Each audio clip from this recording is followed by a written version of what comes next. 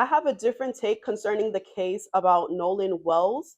Many of you may know about this case. However, for those of you who do not know about this case, the boy pictured below in the football uniform is 18-year-old Nolan Wells, a boy who went with a group of friends boating to Mississippi's Horn Island for the 4th of July weekend.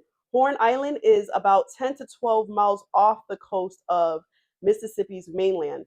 It is said that Nolan met a girl while he was on Horn Island, and when his friends were ready to leave, they state that Nolan chose to stay behind on the island to be with the girl. Nolan left his cell phone on the boat, so the friends returned Nolan's cell phone back to his family. However, Nolan did not make it home that night. It was later found that Nolan was found no longer living, and he passed away off the coast of Horn Island. My different take on this is possibly it could have been that there was a conflict between Nolan and his friends, and maybe that could have contributed to him passing away.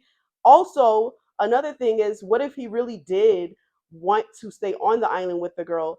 If that was the case, if it wasn't his friends leaving him on the island or having a conflict, the case with him possibly staying behind with the girl, because the girl had to get there by boat herself, I would want to know, did the girl get there by boat with friends, family? Was this girl already dating someone and maybe the person that she was dating with on the island at the same time?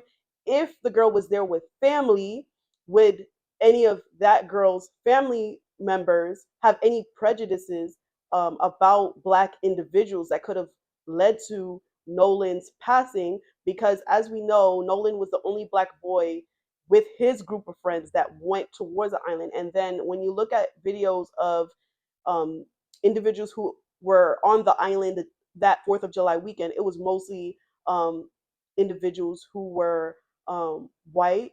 Um, all of that, and the fact that why wouldn't Nolan go back to the mainland with his friends?